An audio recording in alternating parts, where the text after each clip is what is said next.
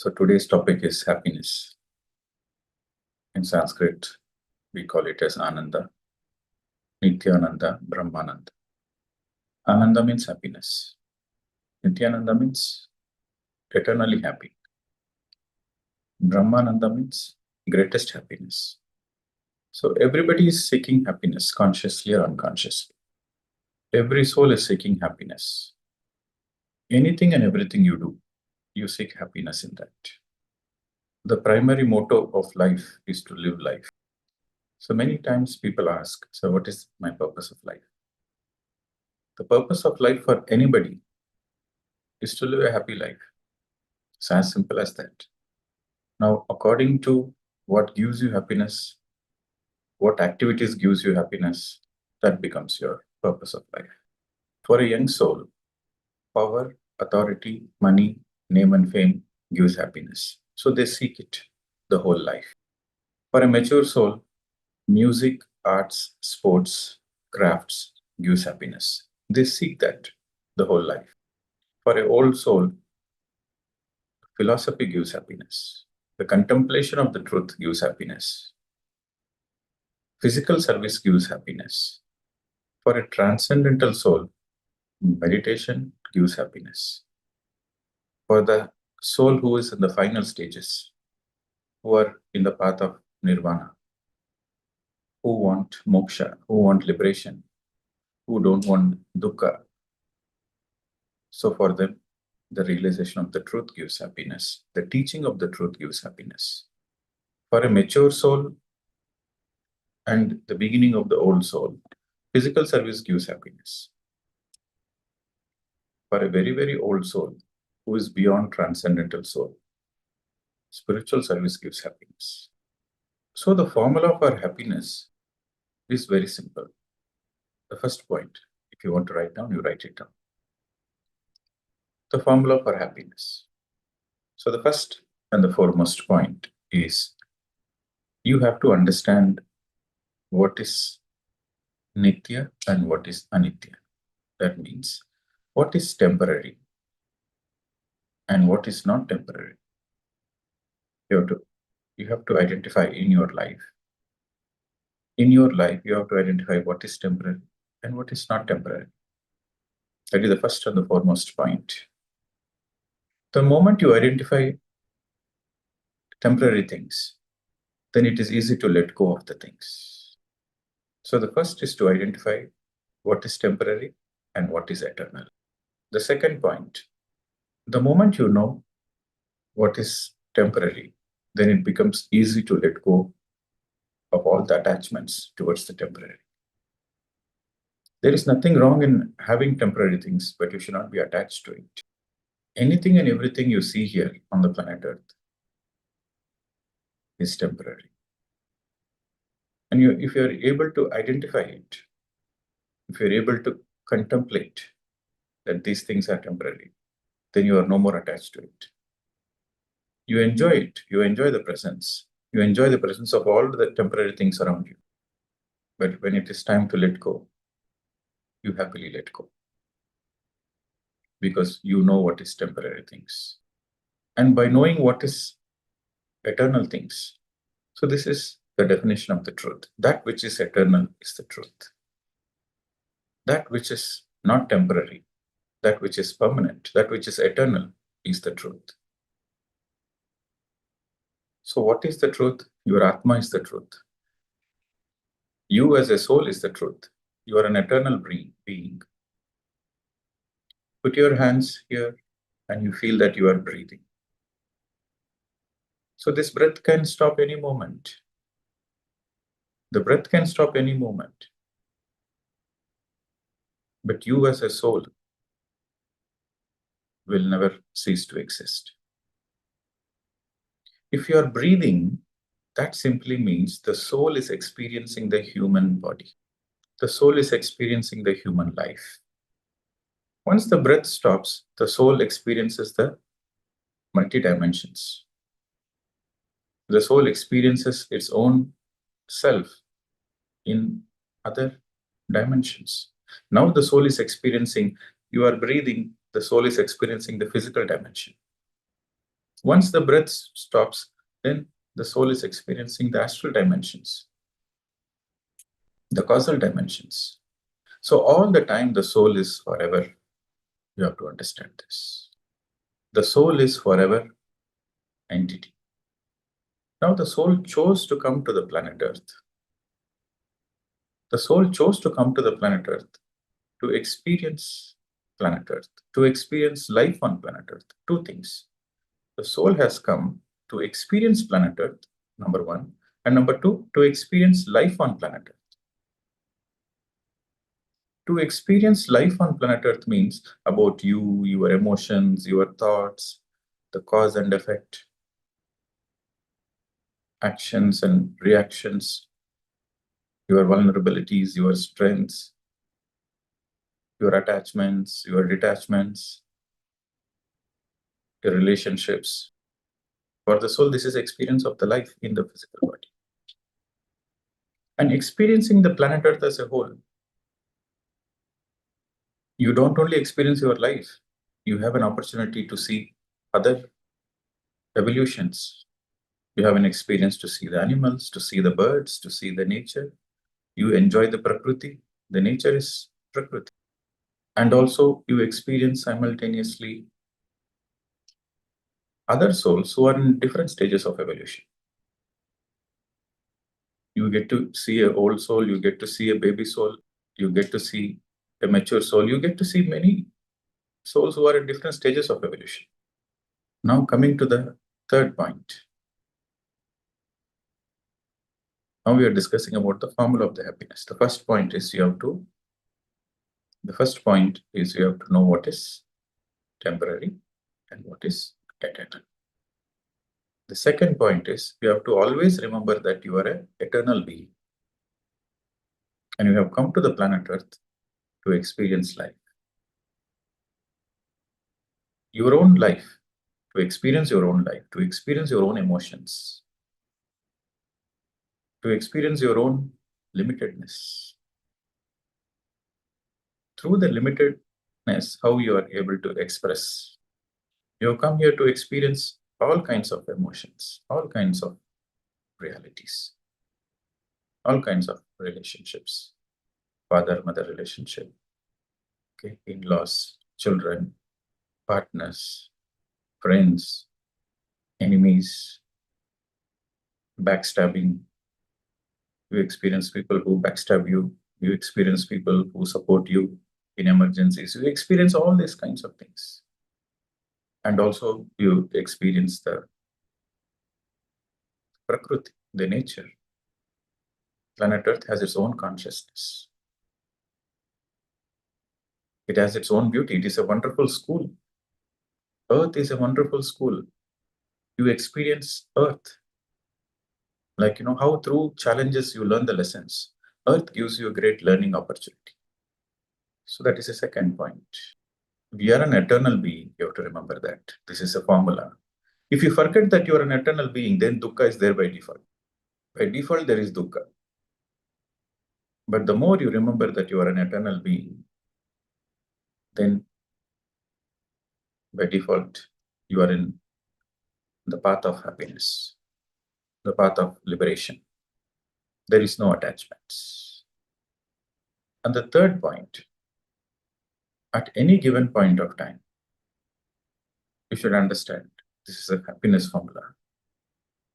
At any given point of time, if you are feeling sad, if you are feeling worried, if you are feeling low, few minutes, few seconds is okay, acceptable. But more than few minutes, you are continuously worried, you are feeling sad, or you are feeling fearful, or you are feeling guilt, that means you are in a jnana. That is a third point. This is a happiness formula. If you are not happy in life, that means you are in ajnana. Ajnana means lack of spiritual education. Lack of spiritual education, in other words, lack of understanding of the truth. So this is a very important success formula, happiness formula. If you are in dukkha, dukkha means suffering, pain and suffering. The precise meaning of dukkha is suffering, not pain. So if you are in dukkha, that means you are in ajnana. If you are in suffering, that means you are ignorant about the truth. Ignorance. You have to underline the word ignorance. You are ignorant about the truth. Now the fourth point. How to make sure that we are all the time happy. So the formula is you have to be creative. Try every kind of creative aspects. Try new cooking. Okay. Try painting, arts, dance, sports. Break the routine. Creativity means something new. Everything, there should be something, newness should be there. The soul rejoices the newness. Old, you should break the patterns. The same thing, try to do it in a new way. There should be some newness, there should be some freshness, there should be some creativity. So now these are the things you have to deliberately do to enjoy and to be happy. Break the routine and try to be creative. In everything and anything you do, there should be some creativity. For the creativity to exist, you have to break the routine. Once you break the routine, then the creativity exists. Breaking the routine doesn't mean you are going in the wrong direction. Breaking the routine means you are doing the same things. For example, you are eating food, but you try new cooking varieties. Okay. All the time you are eating cooked food. One day try raw foods. One day try only fruits. One day try only juices. See how your body reacts. See how your body detoxes. Every day you are speaking. One day you don't speak. One day you practice more. Every day you are speaking. Break the routine. One day more. Every day you are reading spiritual books. So one day you read about time management book. One day you read money management book. Try to be creative. There is so much wisdom there. In the materialistic life, there is so much of wisdom. Rustic common wisdom is there in the materialistic life. So the next point after breaking the routine is try to be in the middle path. That gives you happiness. Middle path gives you happiness. There should be no extremes. After breaking the routine and trying to do the creative things, that is the fourth point. The fifth point is middle path. And you have to write the words golden middle path. There should be a balance. Out of 24 hours, 12 hours should be for spiritual life and 12 hours for materialistic life, physical life. And the point here to understand is physical life is equally important. Physical life is equally important. Physical life and spiritual life should be in perfect balance, 50-50. 50% you have to take care of your physical body. You have to take care of eating nice food, shower, enjoy the nature, go for walking, have some friendships, have good friendships, develop the social circles. Okay, this social life is very important. Without a social life, you feel life is meaningless. So social life is also very important. You don't need to socialize with people who have bad habits, but socialize with the people who have good habits. You have to socialize with the people who have good habits. Somebody is meditating every day. That is a very good habit. You have to make friendship with them. Somebody is creative. Somebody has talent and somebody has specialization in music, art, dance, any kind of creativity. You have to make friendship. You have to make friendship with creative people. You have to make friendship with the people who cook good food so that you get the good food to eat. This is the happiness science. Make good friendships. 50% life, spirituality, 50% physicality. That should be the case. You don't need to go by exact hours, but in general, there should be a balance. Okay. So the next point, very important point. Put a star mark. It is very important. Service, seva, gives you happiness. Seva gives you happiness. What is the definition of seva? What is the definition of service? Any act, any activity, any action which helps another person, which empowers another person, which supports another person, and you are doing it without any expectations. You are doing it without any expectations. You are doing it without any complaints. That is seva. No expectations and no complaints. In fact, when you try to do seva, service, in the back of the mind, you expect some acknowledgement, you expect some credit, you expect some appreciation. That is a normal tendency of the mind. The mind will tell you, you are doing so much, you are giving so much donation, you are giving so much of your time, you are giving so much effort. So some appreciation, some acknowledgement, or at least some positive feedback, your mind expects. But you have to understand service is a thankless job. It is a thankless job. And on the contrary, people might put you down.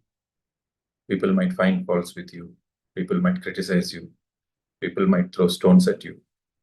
So many things might happen.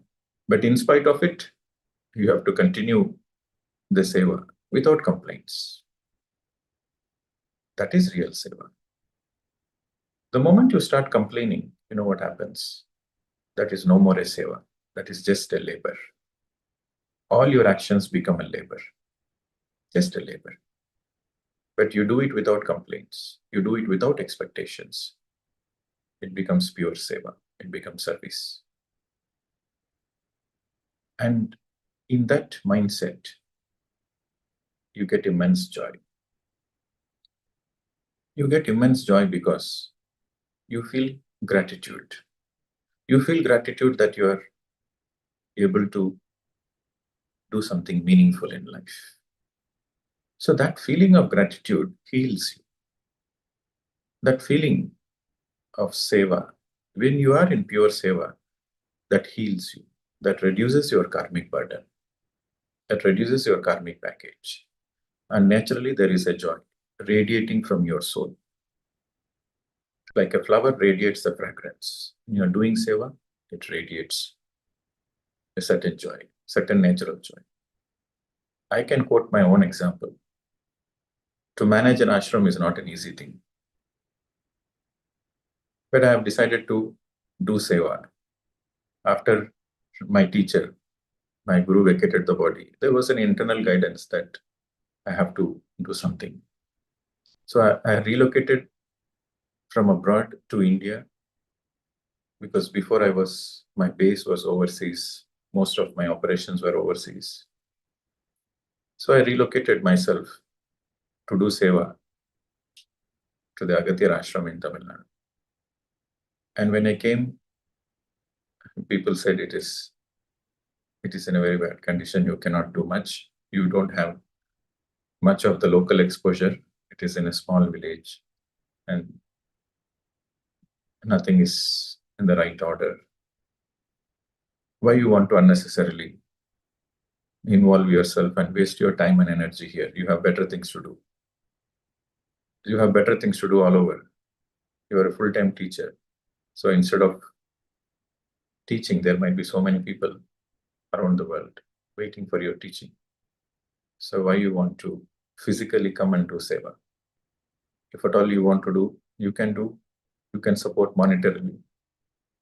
But why you want to physically relocate? This is what all my well-wishers and my friends, even including my family members, they were against my decision to relocate physically and do seva physically. But I told them,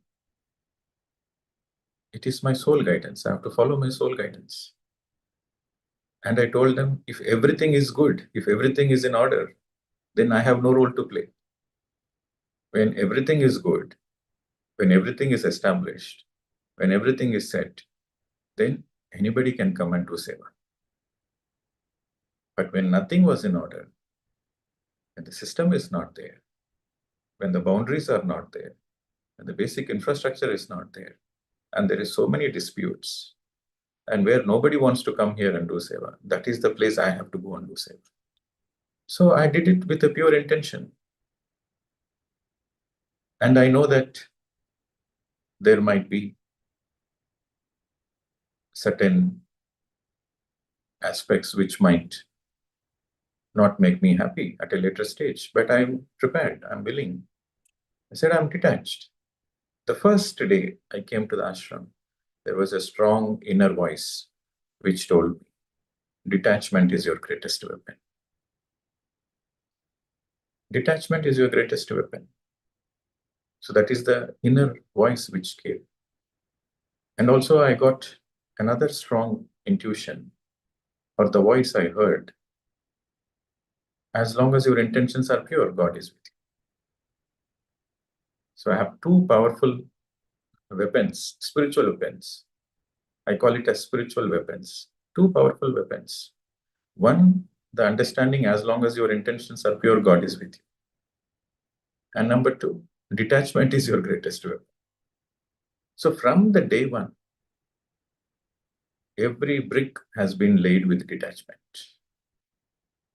Every day the work has been done with detachment. Physically, tireless work from morning 6 a.m. till night, midnight, continuous work.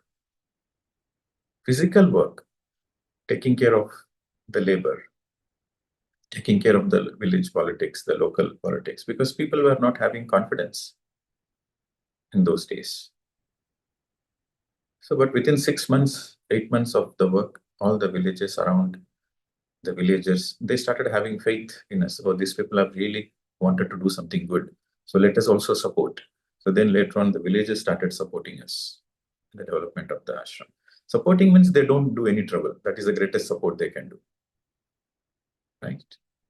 Then the village head came and they said, sir, you are doing so much work. So many people are getting employment opportunities. So many villages are getting employment opportunities. If you need any help, I will also support you.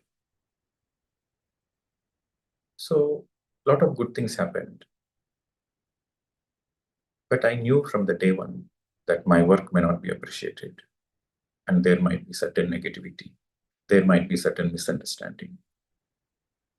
There might be some deliberate efforts to criticize. There might be certain deliberate efforts to put me down.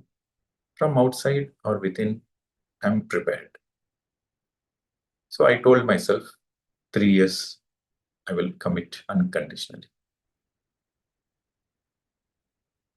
And that commitment, I can able to hold on to it because I have no expectations. And I don't care about others' judgment. I don't care about others' criticism. Because I know I'm detached and I know I'm here to do seva unconditionally. So my seva is giving me joy. And what an amazing experience. Such a beautiful experience of doing seva. Sorry, such a beautiful experience of doing seva. So you should be prepared. So every time you do a seva, don't expect appreciation. Right? You have to also understand people who praise you, you cannot believe them. People who praise you for no reason, stay far away from them. People who praise you for no reason, stay far away from them because they are praising you for your materialistic benefits.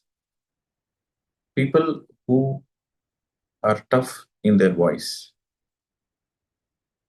can be your well-wishers. But people who speak sweet words may not be your well-wishers. You will see all shades of humanity in seva. This is the most important point. You will see all shades of humanity when you are in seva. Because you are in detachment. So for you, praise doesn't matter, criticism doesn't matter. You are in a neutral space. So you're able to witness all the shades. So being in that witness consciousness, you have to do seva. So seva means being in a witness consciousness. Being in a witness consciousness means no expectations, no complaints, no judgments, nothing. You just do it because you feel like doing it. And be detached. And know that you are doing seva for your own joy. You are not doing for anything else. You are doing it for your own joy.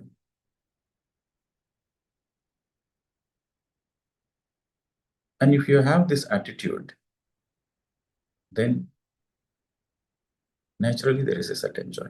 Temporarily you might falter, temporarily you might feel low, but your foundations are strong. Your understanding of truth is strong. So you will rebound very strongly. So seva gives you happiness. Tan man dhan. Okay, you can do service physically, energetically. You can contribute your wisdom intellectually or through money aspect. Either through energy aspect or through wisdom aspect or through money aspect. Tan man dhan. You have to understand that you are doing seva for your own self. Primarily for your own self. Naturally, it helps others also. Okay. Now, the next point in the happiness formula. Seek friendships. Seek friendships. Make a deliberate attempt to seek good friendships. This is what Gautam Buddha also said. Sangam Sharanam Gacchami. Sharanam means seek. Sangam means seek the right company. The companionship with other masters is crucial. Companionship with other truth seekers. Companionship with masters. Companionship means friendship. It's very crucial for your own evolution. The more you are in friends with people who have awareness, people whose awareness is high, you make friendship with them, you spend time with them, your awareness also increases. If you make friendship with a person who is having a smoking habit, you will be tempted to smoke sooner or later. If you make friendship with a person whose awareness is high, sooner or later your awareness also increases. So the people who you seek friendship matters. And again, the quality of a friendship is no expectations. Without any expectations, you just want their company. You just want the good time spent together, without any criticism, without any judgments, without any complaints, without any expectations. Basically, without any expectations. If there is no expectations, by default, there is a certain acceptance. When you accept the people as they are, naturally the friendship blossoms. So the final is friendship. Now imagine you are enlightened. You know everything about yourself. You know everything about yourself. You are enlightened. Then what will you do? Then what is there to learn? You learned everything. Imagine on the planet Earth, you learned everything. All the syllabus is over. Then what is left? What is left is be an inspiration of how to be a good friend. You will take friendships along with you. You will take your jnana with you. You will take your wisdom with you. You will take all the good memories with you. You will take all the great learnings with you from the planet Earth. Once you depart, at the time of departure or after departure, you take all the learnings with you. You take all the wisdom. You take all the life experiences with you. You take all the beautiful friendships with you. And these friendships will continue dimensions into dimensions into dimensions. So friendship is very important. For the friendship to happen, there should be no complaints. Number one, there should be no complaints. And there should be no expectations. When there is no complaints, when there is no expectations, that creates a foundation for a good friendship. You have no complaints, you accept the person as they are. When there is no complaints, that means you accept the person as they are. When you accept the person as they are, there is no judgment also. And you have no expectation. There is no hidden agenda. No expectations means no hidden agenda. People who are straightforward, People who are straightforward, people who are clear, people who are straight to the point, their lives are more happy rather than people having hidden agenda. People who have hidden agenda, people who are not straightforward, people who speak something and think something else and do something else, they suffer naturally. Their own straightforwardness, their own transparency, their own authenticity makes them live a happy life. It might be a challenging life, but you will live a happy life. You will not live a life of suffering. But people who are not authentic, people who change the words according to the time and situation, people who wear many masks, they are in fear consciousness. They are in survival consciousness. So don't criticize those people. Just have compassion and move forward. So coming back to the friendships, the most important thing is there should be no criticism, no judgments, and no expectations. Accept them as they are. Whatever they are perfect. Accept them as they are. Every soul is perfect from their point of view. You have to underline this point. When you understand this point, all relationships become beautiful. Then you are able to enjoy life. This is one of the most important happiness formula, the final happiness formula. Relationships. Accept the people as they are. Know that everybody is right from their point of view. Your mother-in-law is right from her point of view. Your mother is right from her point of view. Your daughter is right from her point of view. Your father-in-law is right from her point of view. Your husband is right from, your father-in-law is right from his point of view. Your husband is right from his point of view. Your son is right from his point of view. Your neighbor is right from his point of view. Your boss is right from his point of view. Your enemy is also right from his or her point of view. When you understand this, everybody is right from their point of view. There is no enemies for you. You have to understand this formula. Everybody is right from their point of view. Then there is no enemies for you. Then every relationship you convert into friendship. So this is the formula. To understand, everybody is right from their point of view. Sometimes you are not comfortable in their presence. Just move away. If you are not comfortable, move away. But understand everybody is right from their point of view. Take a small break. With some people, you cannot take small break. You have to live in the same house. Then what to do? Then every time you tell yourself, my husband is right. My husband is a great person. My wife is great. My wife is great. My wife is Devi. My wife is Devata. My wife is goddess. She is shouting. She is screaming. She is torturing, but still she is goddess.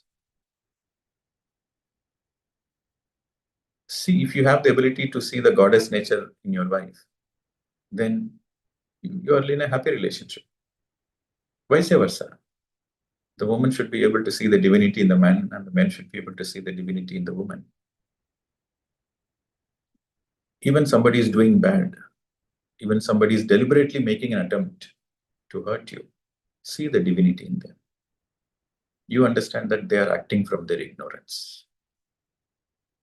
Somebody is throwing stones, somebody is judging you, somebody is not understanding you. It's okay. Just understand that they are acting, they are operating from their limited understanding. It is very easy to misunderstand. You have to understand this point. If you understand this point, all the relationships becomes beautiful. It is very, very easy to misunderstand. Very easy to misunderstand. It needs a great wisdom. It needs great wisdom. It needs great understanding of truth. It needs great understanding of life, not to misunderstand a person. We can go on. This is an eternal subject. But these are formula, happiness science formula, how to be happy. So if you can implement this, then all your relationships becomes beautiful. Your relationship with yourself becomes beautiful. When you understand that you are temporary, your relationship with you is beautiful. When you understand everybody is right, then your relationship with others is beautiful. You're all temporary visitors. We have come here. We come here out of our own choice. We came here to learn something, to experience something, to do something. To learn something, to experience something, to do something. Let us learn the soul lessons. Let us do seva. Our focus should be on the lessons, and the work should be of seva. Naturally, you are happy. Naturally, your life is full of happiness. Don't focus on others. Don't focus on others. Focus on yourself. Don't find fault with others. Focus on your own evolution. There are so many areas to be work on. Nobody's 100% perfect. You are not 100% perfect. So rather than worrying about somebody, focus on yourself. Focus on your own imperfections. And try to be a better version. Each and every day, try to be a better version of yourself. When you don't focus on others, when you focus on yourself, naturally you will be happy. Because every time you learn a lesson, you will be by default, your soul is radiating so much joy, so much celebration. So much inner celebration happens every time you learn a lesson. You are in a blissful state when you learn something new, when you expand your consciousness. So the conclusion, my dear friends, along with the expansion of knowledge, you should focus on expansion of the consciousness. So this is the final mantra. This is the final formula for happiness. Focus on the expansion of consciousness. The expansion of knowledge gives you temporary joy, but expansion of the consciousness helps you to live a life of Brahmananda. Expansion of knowledge gives you Ananda, but expansion of the consciousness gives you Brahmananda. So we have to help yourself every day graduate from Ananda to Brahmananda. So expansion of knowledge happens when you read books. Expansion of knowledge happens when you listen to masters. Expansion of knowledge happens when you do satsang. But expansion of consciousness happens when you live the truth, when you integrate the truth in your day-to-day life. For example, honesty is the best policy. You have theoretically learned it. But when you apply it in your practical life, come what may, even death comes, you are honest. Apply it, integrate it in your day-to-day life. Then the expansion of the consciousness happens. Theoretical spirituality is the expansion of knowledge. Practical spirituality is the expansion of consciousness. The expansion of consciousness happens the more you do seva. The more you do seva, the more your karmas are without any desires. All your karmas are without desires, without any expectations. The more your consciousness expands. And more you meditate, more and more you spend time with yourself, more and more you introspect what is nitya, what is anitya, the more your consciousness expands. The integration of the truth, the practical implementation of the truth, living the truth every day in your family lives, in your office, in your business. You live the truth in your relationships. You live the truth in your workplace. You live the truth in how you deal with life and life challenges. When you integrate the truth, then the expansion of the consciousness happens. The expansion of the consciousness naturally leads you to Brahmananda, the greatest joy, the greatest happiness. Okay. Thank you very much. We'll see you again next week. Namaste to all.